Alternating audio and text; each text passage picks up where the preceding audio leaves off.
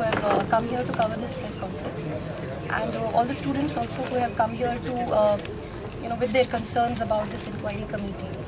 As Comrade Kanhaiya has clearly laid out the future course of action and also the concerns that we have regarding the inquiry committee, reiterating that commitment to fight against this inquiry committee, against this very, very biased inquiry committee. I would like to add a few points.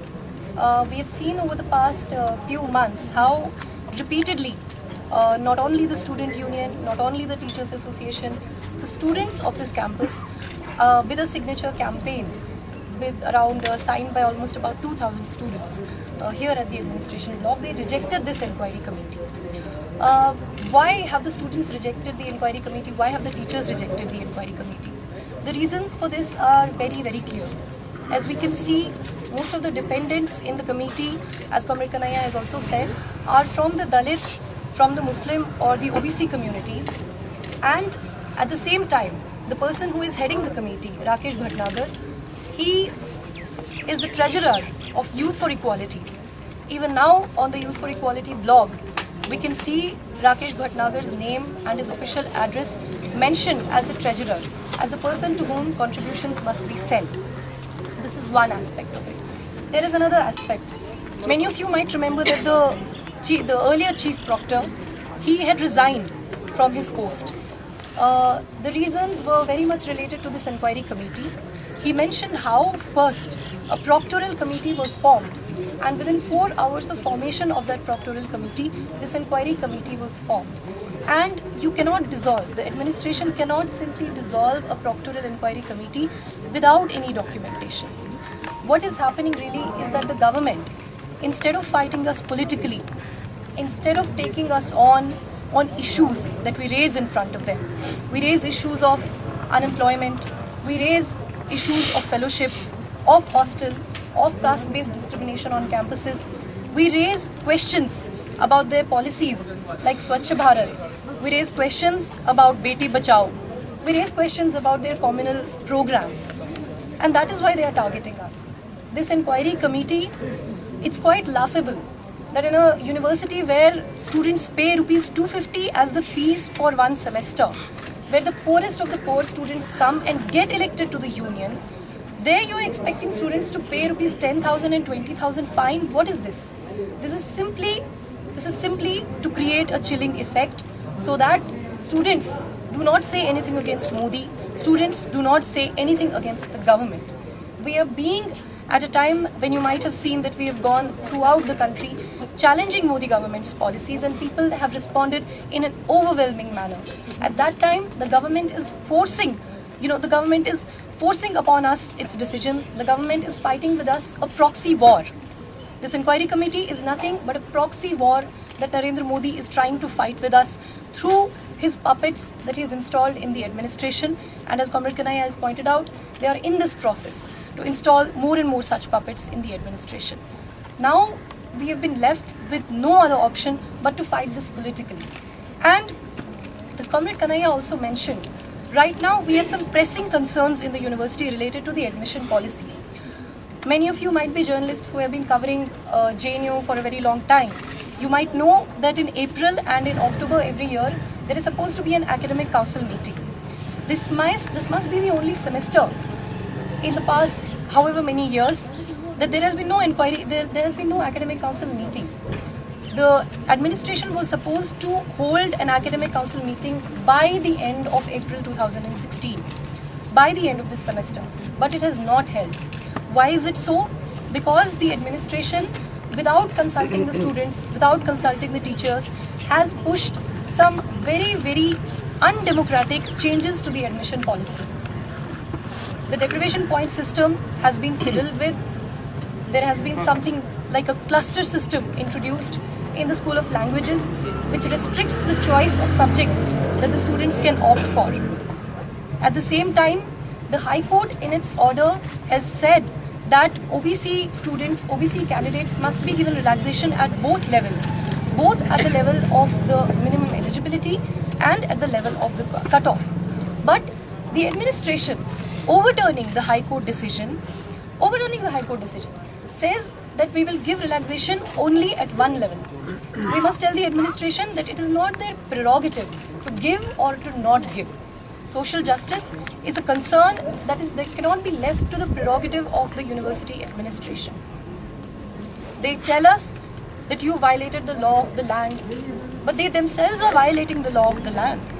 After the High Court has given an order saying that relaxation must be given at both levels, they are saying that we'll give relaxation only at one level. And because the Vice Chancellor, the Registrar, all these people were going to face questions from the students and the teachers on these issues in the Academic Council meeting. That is why at this time, instead of calling the Academic Council meeting, they have come up with this sham of an inquiry report. The inquiry committee had submitted its report 1.5 months back. But why are they bringing it up now? Because they're thinking, as Comrade Kanhaiya said, that there will be no protests. But we'll not allow that to happen. Students, not only in this university, will protest against this. We have been assured wherever we traveled by students, teachers, human rights activists, people from all walks of life, people who are trade unionists, people who are working in banks. Everyone has assured us support. Wherever we go, people have turned up in overwhelming numbers, and this inquiry committee report will see protests not only in JNU but throughout the country. We will give calls for mass demonstrations across the country, and we will ensure that no other student from a poor background, no other student from a Dalit community or a Muslim community or an OBC student or generally any student, due to this vendetta of the government which is being exercised through the university administration, no one is forced to kill themselves. No one is forced to give their lives. On the contrary, all of us, whether we belong to any parties, whether we don't belong to any parties, there are many common students who have been targeted in this to create a chilling effect. We will all get together and we will fight this politically, and we will not give up this fight till we achieve a concrete solution on this.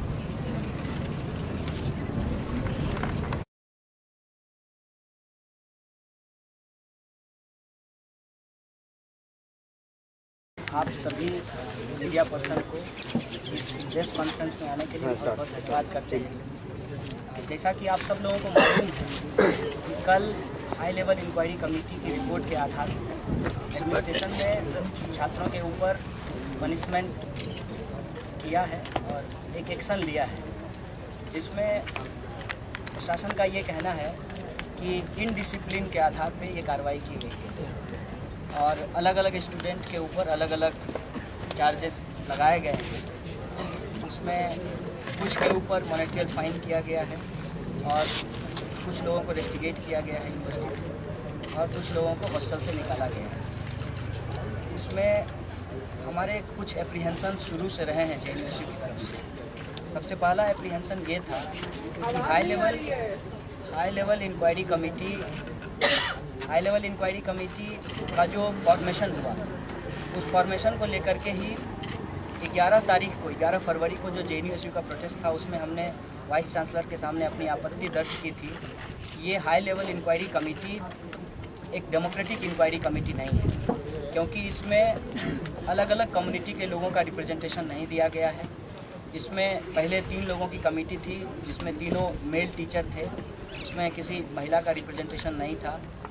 जिन लोगों के ऊपर inquiry होने की संभावना थी वो different community के लोग हैं, तो डिफरेंट कम्युनिटी के प्रोफेसर्स को भी उसमें इंक्वायरी कमेटी में इंक्लूड किया जाए, क्योंकि पिछले कई इंक्वायरी कमेटी का जो हमारा एक्सपीरियंस रहा है, रिसेंटली जो हैदराबाद सेंट्रल यूनिवर्सिटी में घटना घटी, उसमें भी एक सवाल था कि आप एक डेमोक्रेटिक इंक्वायरी कमेटी बनाइए ताकि उसकी रिपोर्ट जो है वो ट्रांसपेरेंट तरीके से सामने आए और उसके आधार पे कोई कार्रवाई की जाए। लेकिन यहाँ तो फॉर्मेशन में ही एक तरीके की गड़बड़ी की जाती है, अनडेमोक्रेटिक तरीके का इंक्वायरी कमेटी सेटअप किया जाता है।